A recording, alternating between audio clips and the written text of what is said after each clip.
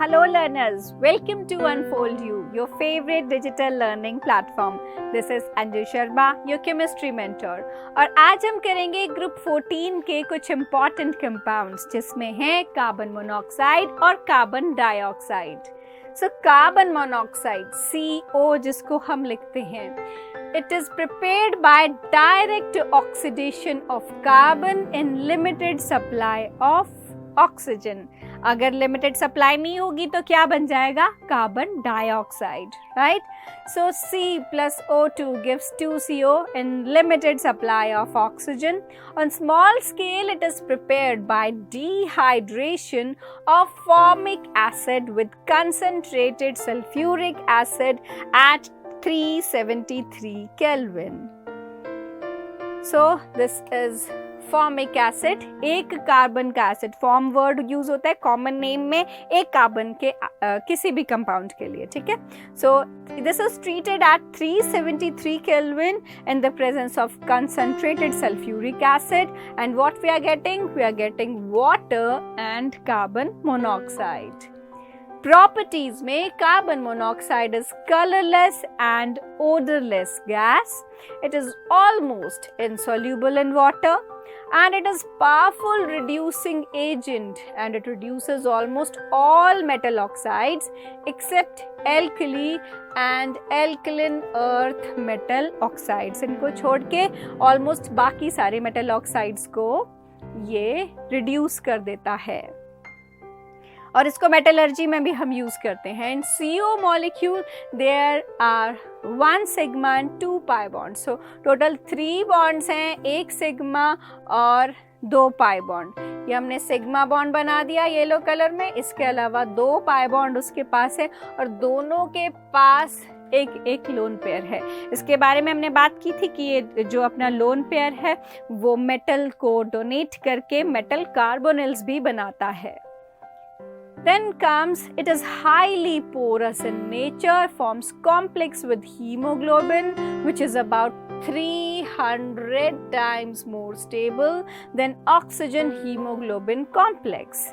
This prevents hemoglobin in the red blood corpuscles from carrying oxygen round the body, thereby causing suffocation and ultimately leading to death. So C plus O2 gives CO2. अगर limited supply नहीं है oxygen की तो मैंने आपको बताया था वो कार्बन मोनोऑक्साइड नहीं कार्बन डाइऑक्साइड दे देता है. और ये भी हमने बात की थी कि हीमोग्लोबिन के साथ कंबाइन करने की कैपेसिटी इसकी 300 टाइम्स ज़्यादा है ऑक्सीजन से. तो अगर एक बंद कमरे में आप इनसफिशिएंट ऑक्सीजन की प्रेजेंस में स्टोव बर्न करते हो और खिड़कियां सब बंद पड़ी हैं तो उससे डेथ भी हो सकती है उस पर्सन की, क्योंकि उसकी ऑक्सीजन की लिमिटेड प्रेजेंस की वजह से कार्बन ऑक्सीडाइज होके कार्बन डाइऑक्साइड नहीं दे पाएगा, वो कार्बन मोनोऑक्साइड बनाएगा और हमारे लंग्स में कार्बन मोनोऑक्साइड अगर कंबाइन कर गई तो it can lead to death.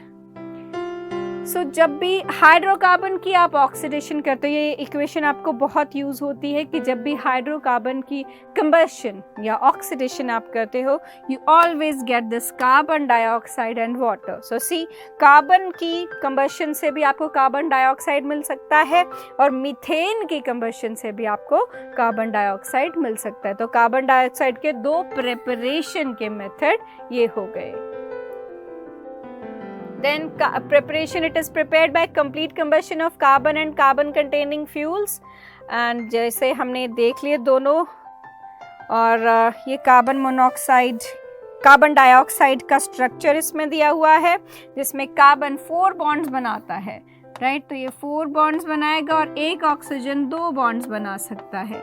तो ये 180 डिग्री के साथ लीनियर स्ट्रक्चर जो है वो ऑक्सीजन का होता है और इसकी जो बॉन्ड लेंथ है दैट इज 116.3 पिकोमीटर.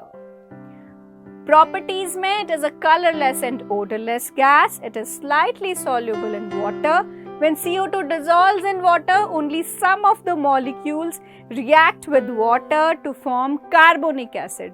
मतलब जब आप H2O को CO2 के साथ कंबाइन करोगे, it gives you H2CO3 which is carbonic acid.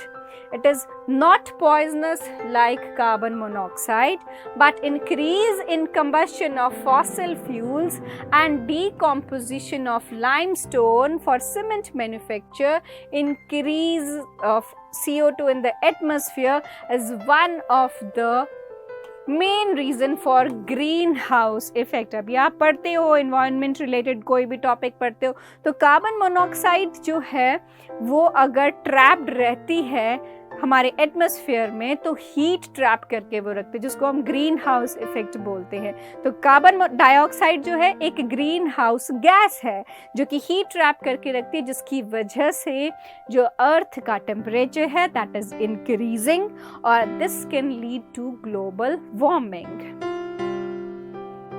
Then is okay, carbon monoxide का सबसे ज़्यादा बड़ा वाला फायदा क्या है? Photosynthesis.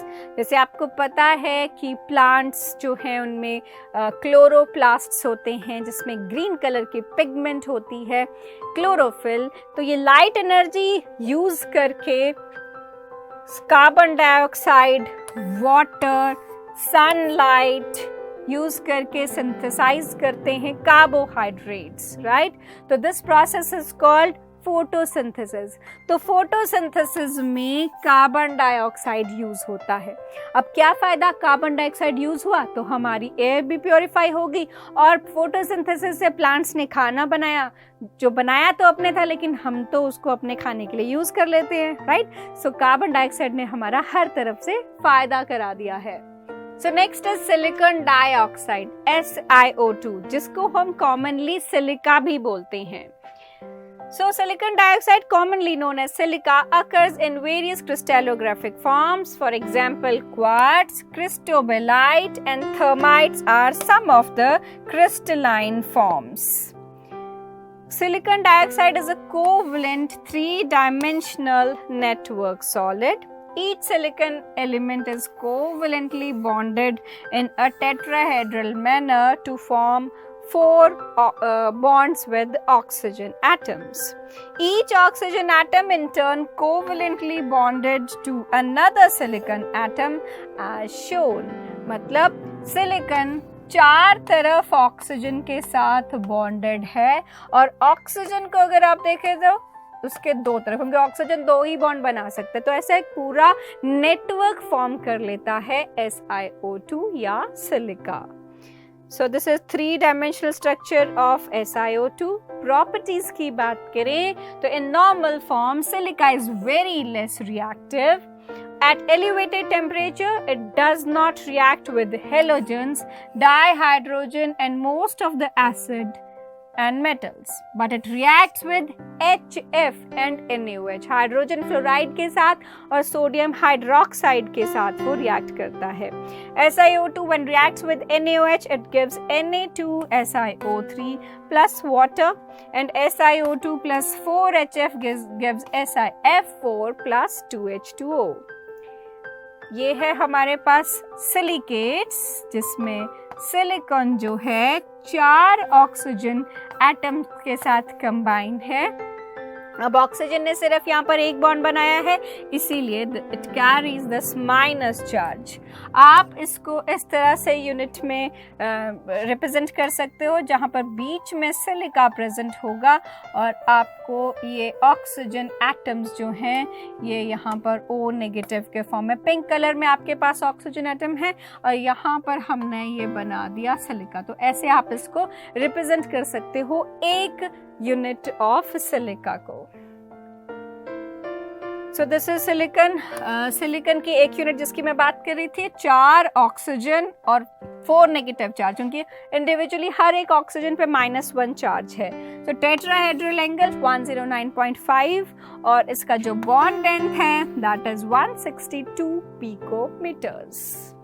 Uses of silicon, quartz is extensively used as piezoelectric material. Silica gel is used as adsorbent in chromatography.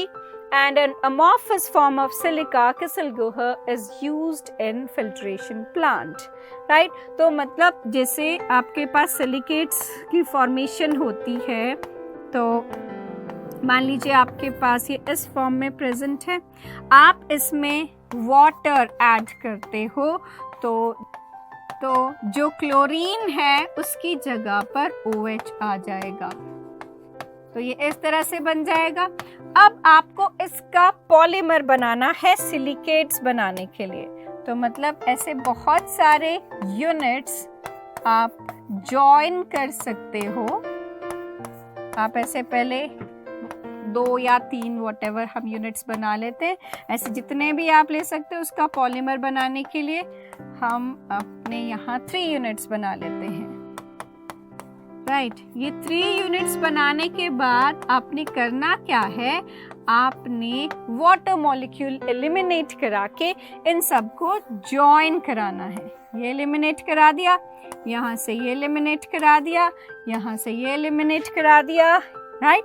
सो इसको join कराने के बाद आपके पास मिल जाएगा एक पॉलीमर, जिसको आप कैसे रिप्रेजेंट कर सकते हो, सिलिकॉन, 2 तरफ CH3, एक तरफ का OH पूरा निकल जाएगा और एक तरफ आपको O, क्योंकि एक तरफ से H निकलता होता है, एक तरफ से OH, तो ये यूनिट आपके सिलिकेट्स की बन जाएगी।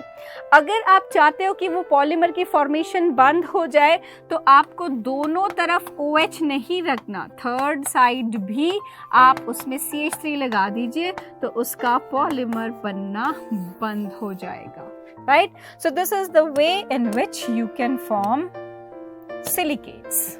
और इनमें ही जियोलाइट्स भी एक काफ़ी पॉपुलर एल्यूमिनोसिलिकेट्स जिनको हम बोलते हैं,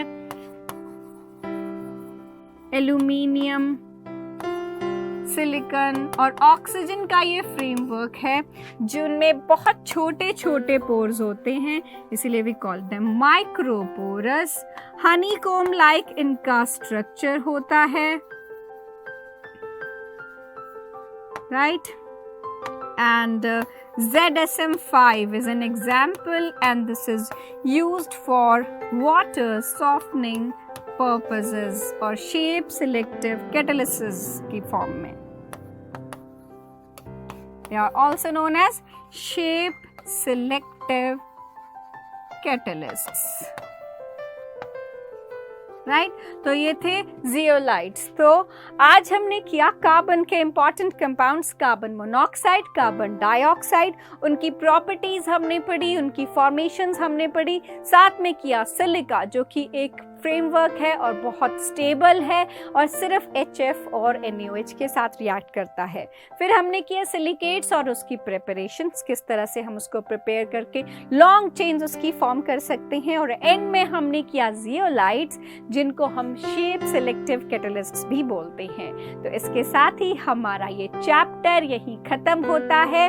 हम फिर मिलेंगे नेक्स्ट चैप्टर के साथ नेक्स्ट वीडियो में। Till then keep learning, keep revising. Thank you.